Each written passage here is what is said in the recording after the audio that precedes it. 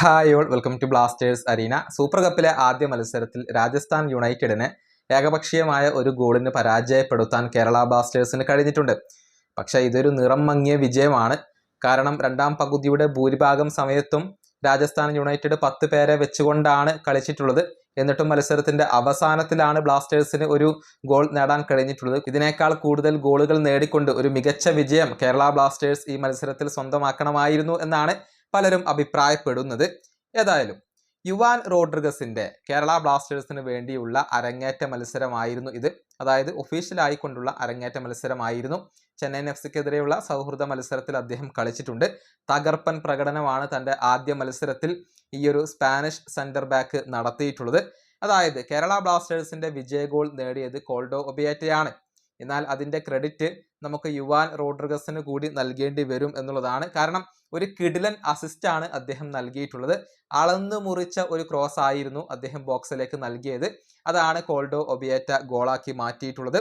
അരങ്ങേറ്റ മത്സരത്തിൽ തന്നെ ഒരു അസിസ്റ്റ് സ്വന്തമാക്കാൻ ഈ ഒരു സെന്റർ ബാക്കിന് കഴിഞ്ഞിട്ടുണ്ട്.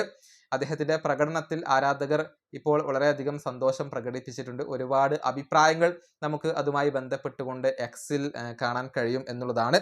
ഇനി അസിസ്റ്റ് നേടിയതിനേക്കാൾ ഉപരി ക്ലീൻ ഷീറ്റ് നേടാൻ കഴിഞ്ഞു എന്നുള്ളത് എടുത്തു പറയേണ്ട ഒരു കാര്യമാണ്. പ്രതിരോധ നിരയിൽ വളരെ പക്വതയാർന്ന പ്രകടനമാണ് യുവാൻ റോഡ്രിഗസ് നടത്തിയിട്ടുള്ളത്.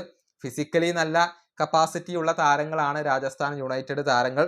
അവരുടെ ഫിസിക്കൽ പ്ലേയെ നേരിടാൻ ഈ താരത്തിന് നല്ല രൂപത്തിൽ കഴിഞ്ഞിട്ടുണ്ട്. നല്ല സോളിഡ് ആയിട്ടുള്ള ഒരു ഡിഫെൻഡിങ് തന്നെയാണ് അദ്ദേഹം കാഴ്ചവെച്ചിട്ടുള്ളത്. കൂടാതെ നല്ല പാസിംഗ് മികവും ഇദ്ദേഹത്തിനുണ്ട്. സമ്മർദ്ദഘട്ടങ്ങളിലും വളരെ ശാന്തനായിക്കൊണ്ട് കളിക്കാൻ ഇദ്ദേഹത്തിന് കഴിയുന്നു എന്നുള്ളത് എടുത്തു പറയേണ്ട ഒരു കാര്യമാണ്. ബോൾ ഹാൻഡിൽ ചെയ്യുന്ന രീതി മികച്ചതാണ്. കൂടുതൽ ഫ്രീഡം ലഭിച്ചു കഴിഞ്ഞാൽ ഇനിയും ക്വാളിറ്റി ബോളുകൾ നമുക്ക് അദ്ദേഹത്തിൽ നിന്നും കാണാൻ കഴിയും. അതിൻ്റെ ഒരു ഉദാഹരണം മാത്രമാണ് ആ ഒരു അസിസ്റ്റ്. ഡിഫൻസ് ഇന്ന് നല്ല രൂപത്തിൽ കളിച്ചിട്ടുണ്ട്. അതിൻ്റെ പ്രധാന കാരണം യുവാന്റെ സാന്നിധ്യം തന്നെയാണ്. വികാസിനോടൊപ്പം നല്ല ഒരു കൂട്ടുകെട്ട് പടുത്തുയർത്താൻ ഇദ്ദേഹത്തിന് സാധിക്കും എന്ന് തന്നെയാണ് പ്രതീക്ഷിക്കപ്പെടുന്നത്. ഏതായാലും 3 വിദേശ താരങ്ങളെയാണ് കേരള ബ്ലാസ്റ്റേഴ്സ് കൊണ്ടുവന്നിട്ടുള്ളത്. അതിൽ ഏറ്റവും കൂടുതൽ ഇമ്പാക്റ്റ് ഉണ്ടാക്കുക യുവാൻ റോഡ്രിഗസ് തന്നെയായിരിക്കും എന്നായിരുന്നു പലരുടെയും നിരീക്ഷണം. അത് ശരിവെക്കുന്ന രൂപത്തിലുള്ള ഒരു പ്രകടനമാണ് ആദ്യ മത്സരത്തിൽ തന്നെ ഈ സെന്റർ ബാക്ക് നടത്തിയിട്ടുള്ളത്. ഈ വീഡിയോ അവസാനിപ്പിക്കുന്നു. അടുത്തൊരു വീണ്ടും കാണാം.